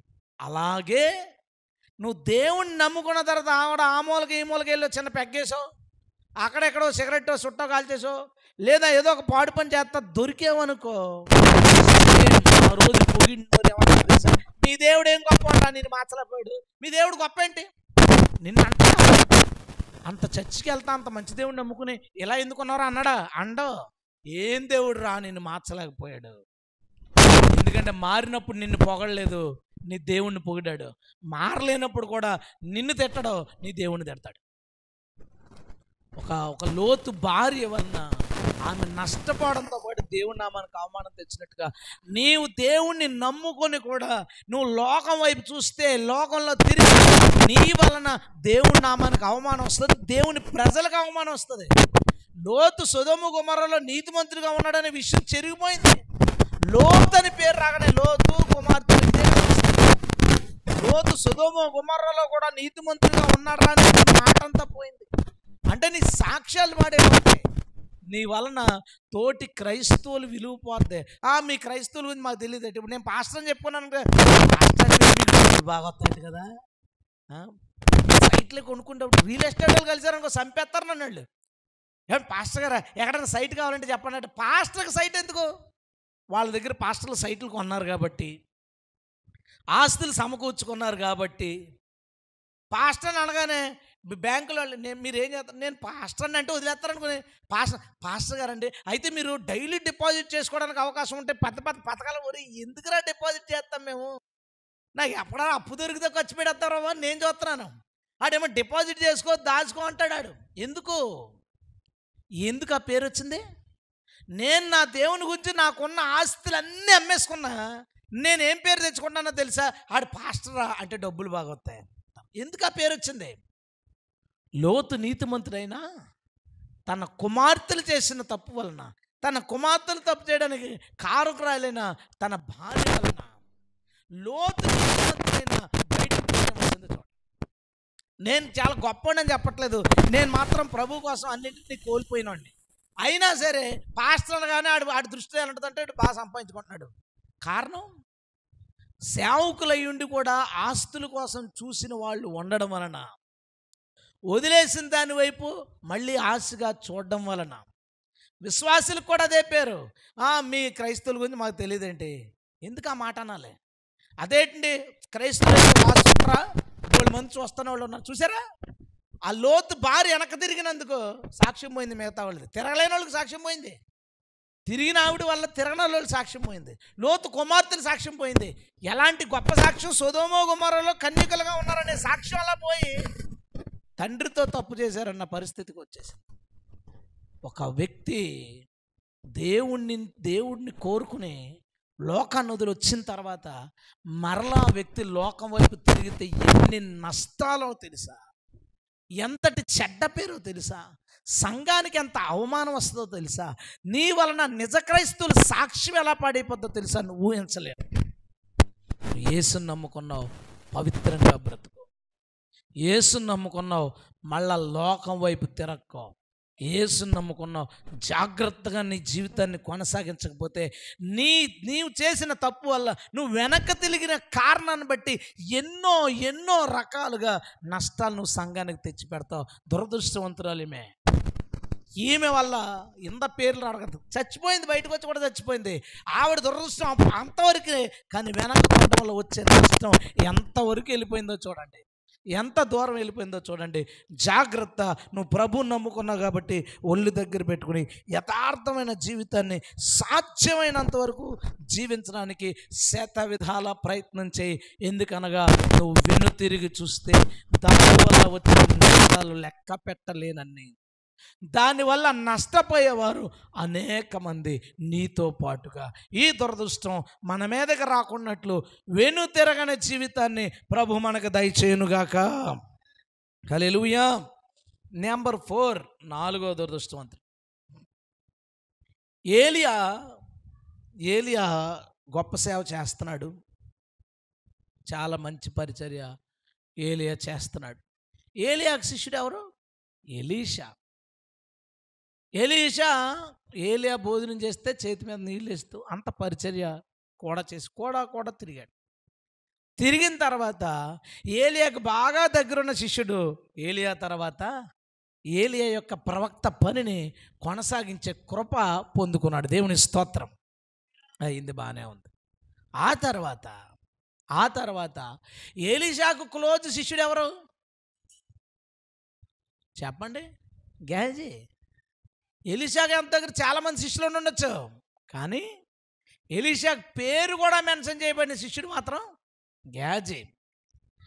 పక్కన వాళ్ళు ఏమనుకుని ఉంటారు? అరే, ఏలియా తర్వాత ఎలీషా తర్వాత ఇంకెవడరా? గేహజీయే. ఏమనుకుని ఉంటారు వాళ్ళందరూ? ఇంకెవడరా బాబు, గేహజీయే అనుకుంటారు. నయమాను విషయంలో అద్భుతం జరిగిన తర్వాత ఎలీషా నాకేం వద్దని పంపించేసిన తర్వాత గేహజీ ఏమంటాడో తెలుసా? యెహోవా జీవము తోడు, నేను వెళ్ళి ఎంతో కొంత పట్టుకుని వస్తాను. మళ్ళీ మధ్యలో యెహోవా పేరు ఎందుకురా నీకు? వెళ్ళాడు, పట్టుకున్నాడు, తెచ్చుకున్నాడు, దాచేశాడు, సైలెంట్గా నిలబడ్డాడు. నిలబడిన తర్వాత ఎక్కడికి వెళ్ళావు అని అడిగాడు ఎలీషా. ఇక్కడే కదా ఉన్నాను, నేను ఎక్కడికి వెళ్ళాను? నువ్వు వెళ్ళినప్పుడు నా మనసు నీ కూడా రాలేదా? ఏడు మహానుభావు, నీకు ఈ వరం కూడా ఉందా? తెలియదు మనవాడికి, తనకు తెలీదు. ఓ మాట చెప్తాను. నిజంగా గేహజీని నిలబెట్టి గేహజీ, బంగారం కనుక తీసుకుంటే ఎలీషా నిన్ను వదిలేస్తాడు. ఎలీషా వదిలేయడం కావాలా, బంగారం కావాలంటే ఏం కోరుకుంటుంది? నాకు ఎలీషా కావాలనుకుంటాడు, బంగారాన్ని కోరుకోడు గేహజీ. ఊహించలేదు, అవి తెచ్చేస్తే ఎలీషా తనను వదిలేస్తాడని ఊహించలేదు. ఏమనుకోండి, సైలెంట్గా పట్టిపోయి. అందుకని ఏమని అడుగుతారు? అంతా అడగడు. వెళ్ళి తెచ్చిన బస్తాల బంగారం, బట్టలన్నీ అడగడు. ఇద్దరు వచ్చారు, 2 మణుగులు బంగారం, ఓ రెండు మణుగులు వెండి, కొంచెం బట్టలు, 2 జతల బట్టలు కావాలని అడిగాడు. అంతా అడగలా, రెట్టింపు తీసుకున్నాడు. ఆశగా అయినాడు, రెట్టింపు ఇస్తానంటే ఏం చేస్తాడు? తీసేసుకున్నాడు. ఆస్తి అంతా లాగేసుకుందాం అనుకోలేదు, ఎలీషా వదిలేస్తాడు అనుకోలేదు. మళ్ళీ ఇంకో ప్రశ్న వేద్దాం. ఎలీషా ఏమన్నాడు? సరే అయితే నువ్వు ఆ పని చేసావు కాబట్టి శాపం చాలా పెద్దది, నీకు నీ తర్వాత తరాల వాళ్ళకి కుష్టి వస్తుందని చెప్పాడు. వంశపారంపర్యమైన జబ్బునిచ్చేశాడు. వెంటనే తెల్లని కుష్టము తన నుదుటి మీద, ముఖం మీద, చేతులకి కలిగి ఎలీషా వద్ద నుండి అతడు పోయేను అని ఉంది బైబిల్లో. ఒకవేళ పిలిచి మనం, నీకు నీ సంతానానికి కుష్టి వస్తుంది బంగారం తీసుకుంటే, బంగారం కావాలా వద్దా అని అడిగితే, ఆ కానుక కావాలా వద్దా అని అడిగితే ఏమంటాడు గేహజీ? వద్దు బాబు అంటాడు. 100% అంటాడు. గేహజీ అనుకోలేదు తనకి తన తర్వాత తరాల వాళ్ళకు కూడా అలాంటి జబ్బు వచ్చి చుట్టుకుంటుందని. మనందరం కూడా చాలాసార్లు దేవుడా పేరు ప్రఖ్యాతల, దేవుడా డబ్బా, దేవుడా పేరా, దేవుడా పదవా అని ఆలోచించం. రెండిట్లో ఒకటే దొరుకుద్దని ఆలోచించం. పేరు వస్తుంటే పేరు వెనకాల పోతాం, డబ్బు వస్తుంటే డబ్బు వెనకాల పోతాం, పదవి వస్తుంటే పదవి వెనకాల పోతాం, గౌరవం వస్తుంటే గౌరవం వెనకాల పోతాం, పౌరుషం నిలబడుతుంటే పౌరుషం వెనకాల పోతాం. కానీ నువ్వు వెళ్ళిపోతావు, బాగానే ఉంది. వచ్చేటప్పటికి ఏ ఆధిక్యత నీ దగ్గర, నీకు దేవుడి దగ్గర ఉందో అది పోద్ది. ఆ దురదృష్టవంతుడు కాదా అండి గేహజీ? ఎలాంటి శిష్యుడు? ఏలియా తర్వాత ఎలీషా, అలాగా ఎలీషా తర్వాత గేహజీ, అలాంటి పేరు వచ్చేసినాడు. ఎక్కడికి వెళ్ళినా కూడా గేహజీని తీసుకుపోతాడు. అలాంటోడు బ్రతుకు ఇంత హీనమైన ఘోరమైన స్థితికి వెళ్తుందని తను ఊహించలేదు. అడిగింది 2 మణుగులే, 2 జతలే బట్టలు. కానీ పొందుకుంది ఏంటో తెలుసా? తరతరాల వ్యాధి. ఆ వ్యాధి కూడా ఎవడో జాలిపడేది కాదు. ఈడేదో తప్పు చేశాడు, ఆ మనవడు ఉంటాడు, ఆ మనవడు ఎలా తిట్టుకుంటాడు గేహజీని? మా తాత ఆడే, ఆ తాతగాడి వల్ల నాకు ఈ జబ్బు వచ్చింది అంటాడు. అంటాడు అంటే తరతరాలు తిట్టుకునే ఒక దారుణమైన పరిస్థితికి కారణం ఏంటో తెలుసా? ఒక చోట నుంచి వెళ్ళేటప్పుడు అక్కడి నుంచి వెళ్ళాలో వెళ్ళకూడదో ఆలోచించాలి. యోనాతాన్ చేసిన తప్పేంటో తెలుసా? ఎక్కడ ఉండకూడదో అక్కడ ఉన్నాడు. గేహజీ చేసిన తప్పేంటో తెలుసా? ఎక్కడి నుంచి వెళ్ళకూడదో అక్కడి నుంచి వెళ్ళాడు. చాలాసార్లు దేవుడు ఒక ఉద్యోగానికి వెళ్ళమన్నాడు అనుకోండి, లేదా ఒక వ్యాపారం దగ్గరికి వెళ్ళమన్నాడు అనుకోండి, లేదా ఇంకొకటి ఏదో చేయమని దేవుడు మనకు చెప్పాడు అనుకోండి, వెళ్తారండి, బాగానే వెళ్తారు, వెళ్ళేటప్పుడు బాగానే వెళ్తారు. అక్కడికి వెళ్ళిన తర్వాత పరిస్థితులు అనుకూలంగా లేవు, మనుషులు అనుకూలంగా లేరు, ఇబ్బందులుగా ఉన్నాయి, వాతావరణం పడట్లేదు, ఫుడ్ పడట్లేదు, వాటర్ పట్టలేదు, ఇలా ఏదో కారణాలు ఉన్నప్పుడు ఉన్న పలంగా అక్కడి నుంచి వదిలేసి వచ్చేస్తావు. నేను అడిగేది ఏంటంటే, నువ్వు వెళ్ళేటప్పుడు దేవుణ్ణి అడిగినప్పుడు, అక్కడి నుంచి వచ్చేయాలన్నప్పుడు దేవుణ్ణి అడగవా? అడగొద్దా? అడగల కదా. ఎందుకు అడగలేదు? అక్కడికి వెళ్ళినప్పుడు బాగుంటే మాత్రం ప్రభువానికి స్తోత్రం, బాగోలేదంటే మాత్రం ప్రభు కన్నా చెప్తే ఉండమంటాడేమని ఎగిరిపోతావు. ఎగిరిపోతే ఏమవుద్దో నువ్వు అనుకో. నేను దేవుడు చెప్పిన పని చేయకుండా, దేవుడు ఉండమన్న చోట ఉండకుండా ఇంకో చోటకి వెళ్ళిపోయాను. ఇలా వెళితే మామూలుగా వెళ్ళాం అంతే కదా అని అనుకుంటావు. కానీ గేహజీకి వచ్చిన నష్టం లాంటి ఏదైనా నష్టం అక్కడ దాగి ఉండడానికి అవకాశం ఉంది. నువ్వు దాన్ని గుర్తించలేవు. గేహజీ గుర్తించలేదు దాన్ని. నష్టపోయిన తర్వాత ఏడ్చుంటాడు. ఏడ్చిన గేహజీకి ఏంటి, తరతరాలు వచ్చేసిన శాపం, దాన్ని ఎవడో తీయలేడు. కొన్నిసార్లు కొంతమంది ఎప్పటి నుంచో ఒక చర్చిలో బలపడి ఉంటారు, ఏదో చిన్న ప్రాబ్లం వస్తుంది, మానేస్తాడు. ఆ చర్చిలో ఉన్నసేపు ఏమంటాడు తెలుసా? నేను ప్రార్థన చేశానండి ప్రభు, ఒక మంచి చర్చ్ చూపించని, దేవుడి చర్చ్ చూపించాడండి, నేను చాలా బలపడ్డాను అంటాడు. కానీ అక్కడి నుంచి వెళ్ళిపోయేటప్పుడు మాత్రం ప్రార్థన చేయడు, ప్రభు ఇక్కడ తేడాగా ఉంది, నేను ఉండనా పోనని ప్రార్థన చేయడాడు. అంటే నువ్వు రావడానికి ప్రార్థన చేసావు, పోవడానికి ప్రార్థన చేయవా? కొన్ని సహవాసాల నుంచి నువ్వు వెళ్ళడం ప్రమాదం, కొన్ని సహవాసాల్లో నువ్వు ఉండడం ప్రమాదం. నువ్వు వెళ్ళిపోయేటప్పుడు ప్రార్థన చేసుకో, ఒకవేళ ఉండాలన్నా ప్రార్థన చేసుకో, ఒక దాంట్లోకి వెళ్ళాలన్నా నువ్వు ప్రార్థన చేసుకో. దేవుడు నిన్ను నడిపించకుండా నువ్వు కంగారు పడుకో. గేహజీ చేసిన పొరపాటు చూడండి, నాకు ఆశ్చర్యం కలిగింది. చాలామంది క్రైస్తవులు ఇలాగే కదా ఉన్నాం. మనం సెలెక్ట్ చేసుకుంటాం కొన్నిసార్లు, జనాలు పొగిడినప్పుడు అరే ఇది చాలా బాగుంది అనేసుకుంటాం కొన్నిసార్లు. అలా బాగుంది అని అనుకున్నావు, దాని వెనకాల ఏముందో నువ్వు ఊహించావు. ఆ సామాన్లు తీసుకున్నప్పుడు బాగానే ఉన్నాడు గేహజీ, సంచుల్లో కట్టుకున్నప్పుడు బాగానే ఉన్నాడు గేహజీ, దారిలో వస్తున్నప్పుడు బాగానే ఉన్నాడు, ఆ ఆస్తి తీసుకెళ్ళి గదిలో దాచుకుంటున్నప్పుడు కూడా బాగానే ఉన్నాడు. ఆ తర్వాత తగిలింది దెబ్బ. నువ్వు బహుశా ఈ ప్రాసెస్లో ఉండుంటావు. ఇప్పుడు దేవుడు ఉండమన్న చోటుని వదిలి అక్కడి నుంచి పారిపోవడానికి సింపుల్గా అక్కడి నుంచి వెళ్ళకూడదు, వెళ్ళావు. వెళ్ళినప్పుడు బాగానే ఉన్నావు, వచ్చినప్పుడు బాగా ఉన్నావు, వచ్చిన తర్వాత తగిలింది దెబ్బ. ఈ దారిలో కానీ ఉన్నామో జాగ్రత్త, వెనక పరిగెట్టి ఎక్కడేదో వదిలేలో వదిలేసిరా. చాలా సులువుగా ఉంది. మధ్యన క్రిస్టియన్స్ స్వార్థపరులు, అవకాశవాదులు. ఎలాంటి వాళ్ళు అంటే దేవుని స్వరం వినగలిగే వాళ్ళ గురించి చెప్తున్నాను. వాళ్ళు దేవుడు మాట్లాడతాడని తెలియనోడు లెక్కలేసుకుంటాడు, ఏది బాగుంటుందో చూసుకుంటాడు, బాగోపోతే మానేస్తాడు, కూడా వదిలే.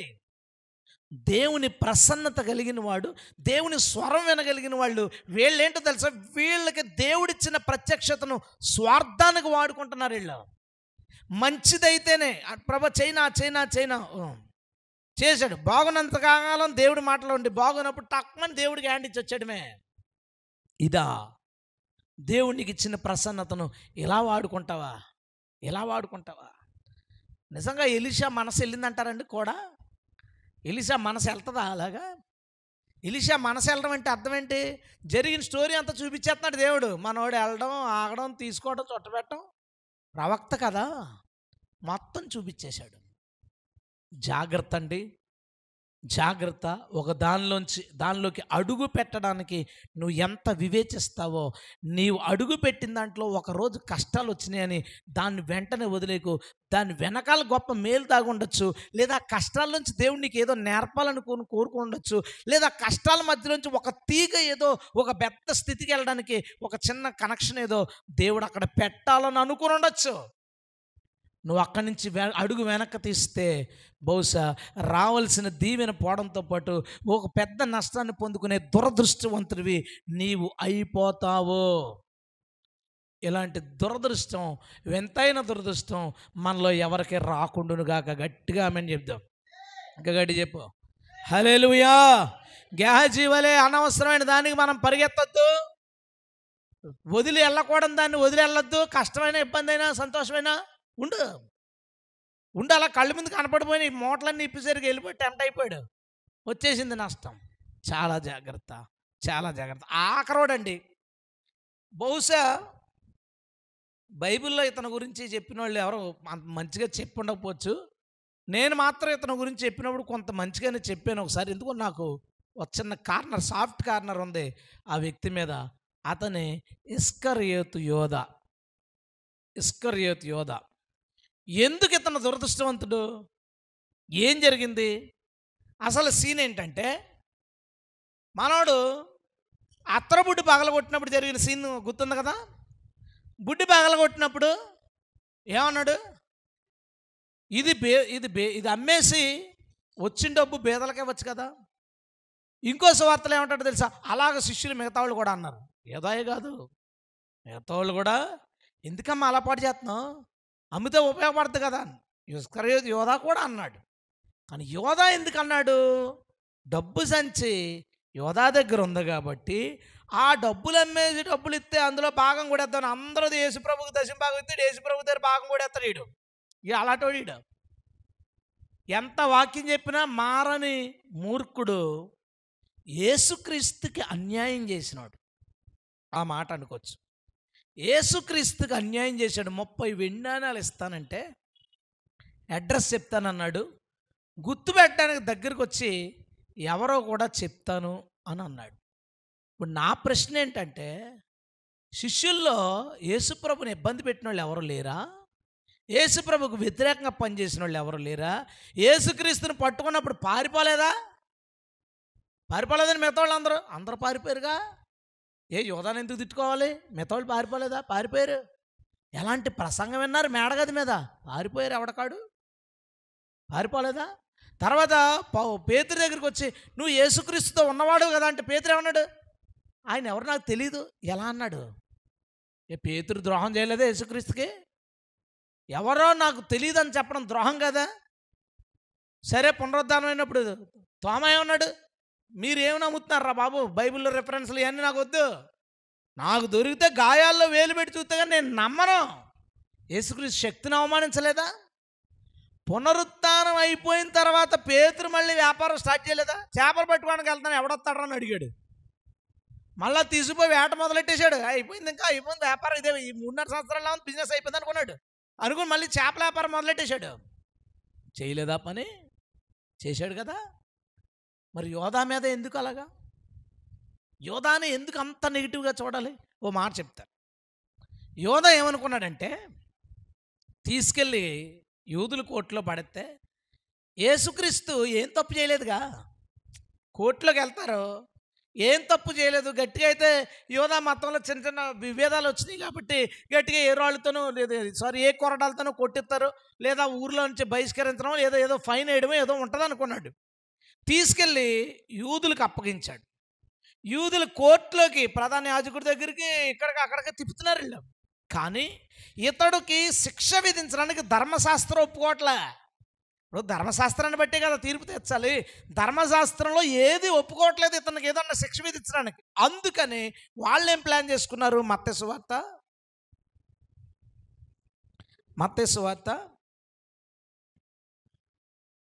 27వ అధ్యాయం. ఉదయం అయినప్పుడు ప్రధాన యాజకులు మొదటి వచనం, ప్రజల పెద్దలందరూ యేసును చంపించవలెనని ఆయనకు విరోధంగా ఆలోచన చేసి బంధించి తీసుకుని పొంతి పిలాతుకు అప్పగించారు. అలా జరుగుద్దని తెలియదు అతనికి. అప్పుడు ఆయనను అప్పగించిన యోధా ఆయనకు శిక్ష విధించబడగా చూచి పశ్చాత్తాపడి ఆ 30 వెన్నెలు తీసుకెళ్ళి వాళ్ళ దగ్గర వేశాడు. నేను నిరపరాధి రక్తమును అప్పగించి పాపము చేసినని చెప్పాను. దానికి మాకేంటి, నీ కర్మ నువ్వు పడన్నారు. అతను ఆ వెండి నాణాలు దేవాలయంలో పారవేసి పోయి ఉరి పెట్టుకుని చచ్చిపోయాడు. యేసుప్రభుని చంపేయాలని అప్పగించలేదు యోధ. అసలు చంపే థాట్ లేదు అతనికి. చంపాలనే ఆలోచన లేదు, చంపుతారని ఊహించలేదు. ఎందుకంటే బోలెడన్ని కేసులు రోజు కోర్టులో, యూదుల కోర్టులో జరుగుతాయి. అందులో యేసుక్రీస్తు చేసిన పనులను బట్టి గట్టిగా అయితే చిన్న పనిష్మెంట్ ఏదైనా చిన్న జైలు ఏమైనా ఉంటే జైల్లో వేస్తారేమో అని అనుకున్నాడు. కానీ యేసును చంపాలని ప్లాన్ చేసుకుంటుంటే అక్కడే ఉన్నవాడికి ఆశ్చర్యం అయిపోయింది. ఏంటి చంపేస్తారా? వీళ్ళు చంపడానికి వీళ్ళ చట్టం ఒప్పుకోదు కాబట్టి తీసుకెళ్ళి రాజుకి అప్పగించి సొసైటీలో ప్రాబ్లమ్స్ పెడుతున్నాడు. నేను రాజునని చెప్తున్నాడు కాబట్టి నీకు వ్యతిరేకంగా ఉన్నారని మతం గొడవ పక్కన పెట్టేసి సొసైటీకి సంబంధించిన గొడవగా ఇదేదో ఒక క్రిమినల్ కేసు కింద లేదా సోషల్ కేసు కింద దాన్ని మార్చేసి ఆ రాజుకి అప్పగించేశారు. దాన్ని చూసి ఇతను సిలువ వేయబడాలనే ఒక శిక్ష వేయబడ్డం చూసి తట్టుకోలేక పశ్చాత్తాపడి ఆ వెండి నాణాలు తీసుకెళ్ళి నాకు వద్దురా బాబు నీ డబ్బుని ఆ దేవాలయంలో విసిరేసి, ఇస్తుంటే వద్దన్నారు వాళ్ళు, అప్పుడన్నా పట్టుకుపోవచ్చు కదా, దేవాలయంలో విసిరేసి పోయి ఉరి పెట్టుకున్నాడు. నేను ఎందుకు దురదృష్టవంతుడు అన్నానంటే నిజంగానే గిల్ట్ ఫీల్ అయ్యాడు, చాలా గిల్ట్ ఫీల్ అయ్యాడు. అపరాధ భారం వచ్చింది మనసులో. ఎంత తప్పు చేశానంటే అనుకున్నాడు. ఎందుకంటే పేతురు కూడా అపరాధ భారం వచ్చింది, లోపలికి వెళ్ళి ఏడ్చాడు. పేతురు కంటే ఎక్కువ అపరాధ భారం వచ్చేసింది, చచ్చిపోవాలనుకున్నాడు. ఒకవేళ అసలు చచ్చిపోదామని ఎందుకు అనుకున్నాడు? యేసుక్రీస్తుని చంపుతున్నాడు కాబట్టి, నా వలన నిరపరాధి చచ్చిపోతున్నాడు అని తట్టుకోలేక ఉరేసుకుని చచ్చిపోయాడు. ఒకవేళ తన ఉరేసుకోవాలనుకున్న తన నిర్ణయాన్ని ఒక్క 3 రోజులు పోస్ట్ పోన్ చేసి ఉంటే ఏమై ఉండేది? ఊహించండి. శుక్రవారం నాడు ఉరేసుకుని చచ్చిపోదాం అనుకున్నాడు, లేదా ఆగి సోమవారం చచ్చిపోదాంలే అని 2 రోజులు 3 రోజులు పోస్ట్ పోన్ చేసి ఉంటే ఆదివారం పొద్దున్నే యేసుక్రీస్తు పునరుత్థానుడైపోయాడు. చంపేశానని గిల్ట్ ఫీల్ అయ్యేవాడల్లా అరే చచ్చిపోయినోడు బతికాడంటే ఇక నేను నా తప్పుకి పరిష్కారం జరిగిపోయినట్టే. నేను చేసిన నష్టం మళ్ళా వెనక్కి రివర్స్ అయిపోయి వచ్చేసింది, అతను బతికేశాడు కాబట్టి అని ఇంకెప్పుడు అతను చచ్చిపోకపోదురు. నేను అంటాను, ఒకవేళ ప్రభు పాదాల దగ్గర పడిపోయి, ప్రభు పాదాల మీద పడిపోయి, ప్రభువా పునరుద్ధరణ అవుతారు, ప్రభు నన్ను క్షమించు, నేను చచ్చిపోదాం అనుకున్నాను, నేను చంపినందుకు నేను చంపుతారని అనుకోలేదు, నేను ఆ ఉద్దేశం మీద నిన్ను అప్పగించలేదు అంటే యేసుక్రీస్తు అతన్ని చేర్చుకోడా? ఇప్పుడు నువ్వేమంటావంటే మరి తను అప్పగించిన వాళ్ళు ఒకడు ఇలా చేస్తాడని ఉంది కదా, ఆడు ఉద్యోగాన్ని ఆడు పోగొట్టుకుంటాడని ప్రవచనం ఉంది కదా. ప్రవచనం ఎందుకు ఉంది? ఈడు ఇలా చేస్తాడు కాబట్టి. ప్రవచనం అంటే చెప్పింది జరగడం కాదు, జరగబోయేదాన్ని దేవుడు ముందుగా రాయించాడు. ఒకవేళ అతను ఆవేశపడి సూసైడ్ అనేది వెంటనే చేసుకోకుండా ఒక 2-3 రోజులు అతను కనుక పోస్ట్ పోన్ చేసి చచ్చిపోకుండా ఉంటే, ప్రభు కనపడితే అతని పాదాలు పట్టుకుని ఉంటే ప్రవచనం ఏమి రాస్తారో తెలుసా? ముందే అతన్ని అప్పగించిన వాడు కూడా అతని పరిచారకుడు అయ్యను అని రాసి ఉండేవాడు. నేను చెప్పింది అర్థమైందా? కొంచెం వెనక్కి ముందుకు వెళ్ళాం డీప్గా, పెద్దోళ్ళకి అర్థమైంది, కొంచెం అటు ఇటు వాళ్ళు కాదు. ప్రవచనం అంటే ఫ్యూచర్లో జరిగేదాన్ని ముందే రాసేయడం. వీడు ఫ్యూచర్లో ఉరేసుకుంటాడు కాబట్టి ముందే ఉరేసుకుని పోతాడని రాసింది. అదే ఫ్యూచర్లో వీడు దాన్ని పోస్ట్ పోన్ చేసి మారు మనసు పొందుతాడని ఉంటే అదే విషయాన్ని ప్రవచనంలో రాసి ఉండేవాళ్ళు. దురదృష్టవంతుడు.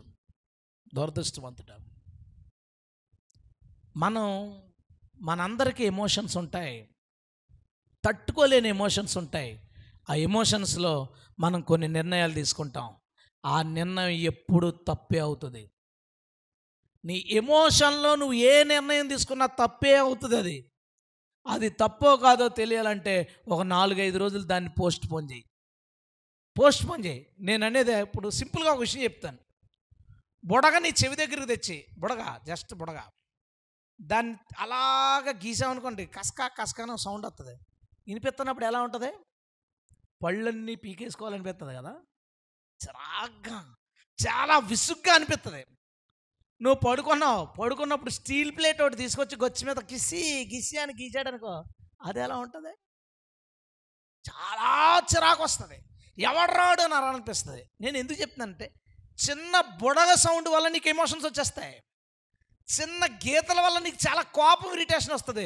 సో మనిషికి కోపం, ఇరిటేషన్ రావడం అనేది కామన్ థింగ్. అది వస్తుంది. అది దాంట్లో డెసిషన్స్ తీసుకోవద్దు. నేను ఊరుకున్నానండి, తట్టుకున్నాను, ఇక తట్టుకోలేకపోతానంటే బుడగ సౌండ్ కూడా తట్టుకోలేవు నువ్వు, ప్లేట్ సౌండ్ కూడా తట్టుకోలేవు నువ్వు. సో దీన్ని తట్టుకోలేకపోవడం అనేది పెద్ద మ్యాటర్ కాదు. మళ్ళీ ఆగు కాసేపు. భార్య భర్తల మధ్య గొడవలు వచ్చినప్పుడు ఆడు అనుకుంటాడు, సెల్ స్విచ్ ఆఫ్ చేసి 10 రోజులు దీనికి కనబడకూడదు అనుకుంటాడు. సెల్ స్విచ్ ఆఫ్ చేసేయి, కానీ ఇంట్లోనే ఉండు. ఓ 4 రోజుల తర్వాత చేద్దాం అనుకో దాన్ని. ఇంట్లో నుంచి వెళ్ళిపోదాం, 3 రోజులు 4 రోజులు కనబడిపోదాం అనుకో, 4 రోజులు పోస్ట్ పోన్ చేయి. అప్పుడు నీకు అర్థం అవుద్ది, నేనేంటి అలా ఆలోచించాను. అప్పుడు నీవు ఆవేశంలో ఏ నిర్ణయం అయినా తీసుకున్నా నువ్వు చాలా దురదృష్టవంతులు అవుతావు. భారీ కోపం వస్తుంది, బట్టలు సర్దే తిండికి పోదాం, సర్దే బ్యాగ్ అలా ఉంచు, 4 రోజుల తర్వాత వెళ్ళు. 4 రోజుల తర్వాత వెళ్ళు, ఏముండదు. 4 రోజులు అయ్యేసరికి 3 రోజులనే బ్యాగ్ ఓపెన్ చేస్తా, చీరలో ఆడేస్తా, అందులో ఎందుకు వెళ్ళడం? ఆ టైంలో అలా అనిపిస్తుంది. ఆ ఎమోషన్లో వద్దు, నేను ఈ ఉద్యోగం చేయకో, ఒక 20 రోజుల తర్వాత మానే. నువ్వు పోస్ట్ పోన్ చేస్తే దేవుడు ఆ సమస్యని సాల్వ్ చేయడానికి నువ్వు అవకాశం ఇస్తావు. సమస్యని సాల్వ్ చేసే అవకాశం ఇవ్వకుండా టపక్క నువ్వు రేడేసుకున్నాడు. ఏది సాల్వ్ చేయడానికి ఛాన్స్ అది? ఇంకా సిలువ మీద చచ్చిపోలేదు అతను, ఈలోపు వీడు చచ్చిపోయాడు. ఈలోపు పెద్ద చెట్టు ఆడి ముడి కూడా సరిగ్గా వేసుకోలేదు వాడికి. కానీ ఎంత బాధలో, ఏడుపులో ముడి సరిగ్గా వేసుకోకుండా మెడలు చుట్టేసుకుని దూకేహాడు పెద్ద చెట్టుకి తగిలించుకొని. అదేం చేసింది, ఆ ముడి ఊడిపోయి కింద ఓడిపోయి 2 మొక్కల కింద ఇరిగిపోయాడంట. ఎలా చచ్చిపోయాడు చూడు. ఆవేశం తట్టుకోలేకపోయాడు. ఇలా చేశానంటే చాలాసార్లు మన హ్యూమన్ ఎమోషన్స్, మన తొందరపాట్లు చాలా పెద్ద తప్పుడు నిర్ణయాలు మనం తీసుకునేలా చేసినాయి. చాలాసార్లు బాగా కోపం వచ్చినప్పుడు ఇది ఎంతసేపు లాగిపెట్టి కొట్టాలని పెద్ద కొట్టేస్తావు. తర్వాత అబ్బా ఫోన్ పగిలిపోయింది, ఇప్పుడు 15,000 20,000. కొట్టడం చాలా ఈజీ, పగలగొట్టడం చాలా ఈజీ. అక్కడ నువ్వు పగలగొట్టావు, 2 రోజుల తర్వాత పగలగొట్టావు, ఒక గంట తర్వాత పగలగొట్టు, మారిపోతాం. అక్కడ ఆగాలి. నేను చదివినప్పుడు ఇస్కరియోతు అబ్బా అక్కడ ఆగుంటే, ఎందుకు నాకు మాట్లాడే ఫస్ట్ ఇస్కరియోతు గురించి మాట్లాడే దేవుడు నాకు. మొన్న వచ్చేస్తుంటే ప్రయాణంలో ఉన్నాను, ఇస్కరియోతు యోధ కోసం మాట్లాడాడు. ఏమని మాట్లాడుతాడంటే, ఒకవేళ యోధ దాన్ని పోస్ట్ పోన్ చేసి ఉంటే ఏమవుతుంది అన్న థాట్ వచ్చింది నాకు. ఏమవుతుంది? చచ్చిపోడు యోధ, చంపేసాను అనుకున్న వాళ్ళు లేచి వచ్చేస్తే ఎందుకు చచ్చిపోతాడు? ప్రభు అని పాదాలు పట్టుకుంటే, కంగారు పడకనైనా ఇదంతా ఇది ఫిక్స్డ్, ఇది నువ్వు కాకపోతే ఇంకొకటి ద్వారానే నేను చచ్చిపోవాల్సిందే, తిరిగి లేగాల్సిందే, ఏం బాధపడకని ప్రభు ఓదార్చుండేవాడండి. కానీ వాడు ఆవేశంలో, దుఃఖంలో, గిల్ట్లో ఆ డెసిషన్ తీసేసుకున్నాడు. మనందరికీ ఎమోషన్స్ ఉంటాయి, ఆవేశాలు ఉంటాయి, కోపాలు ఉంటాయి. ఆ కోపాల్లో చాలా నిర్ణయాలు తీసుకుంటాం. ఇంకొకసారి గుమ్మం మెట్టి ఎక్కనంటాడు వీడు. దూకొచ్చే మెట్టి ఎందుకు ఎక్కడం? గుమ్మం మెట్టి ఎక్కనంటాడు వీడు. ఆ తర్వాత నుంచి ఎప్పుడు వెళ్ళాలనుకున్నా, ఆ రోజు అలా అన్నాను కదా, నేను వెళ్ళాం. అది ఎవడరా అనమన్నాను నేను. నువ్వు ఫిక్స్ అవ్వు, 4 రోజుల తర్వాత చెప్పమాట. 4 రోజుల తర్వాత చెప్తావు అనుకో, ఈలోపు దేవుడు ఏదో ఒకటి చేస్తాడు. నీ జీవితంలో నీకు ఎదురైన ప్రతి ఇరిటేషన్కి దేవుడి దగ్గర పరిష్కారం ఉంది. దేవునికి స్తోత్రం. నువ్వు ఎదుర్కొనే ప్రతి బలహీనమైన ఎమోషన్స్కి దేవుడి దగ్గర పరిష్కారం ఉంది. ఎవడన్నా నేను బాగా విసుగెత్తంటే ఆ రోజు ఇంకా గబుక్కుని ఏదో ఒకటి చేసేయాలని అనుకోవద్దు. చేసేయాలనుకో, కార్యాచరణలోకి పెట్టద్దు, దాన్ని అమలు చేయకు. నువ్వు ఆవేశంలో తీసుకునే నిర్ణయాలని అమలు చేయకు. తీసుకో నిర్ణయం, ఒకవేళ తీసుకునేటప్పుడు నేను దాన్ని ఆపలేను, కానీ నువ్వు నిర్ణయం తీసుకో, కానీ దాన్ని అమలు చేయకు, నీలోనే పెట్టుకో. తర్వాత నీకు అర్థమవుతుంది. ఎన్నోసార్లు నువ్వు మనందరూ సూసైడ్ చేసుకోవాలనుకున్న వ్యక్తులు ఏదో టైంలో ఎందుకు ఈ జీవితం చచ్చిపోదాం అన్న, అప్పుడు చచ్చిపోయి ఉంటే ఏది సంతోషకరమైన జీవితం, ఆ దీవెన ఇవన్నీ ఏమంటాయి, ఫోటోలో కూర్చుంటాం వెళ్ళి, ఈ దీవెన అంతా పోతాయి. తొందరపడతాం.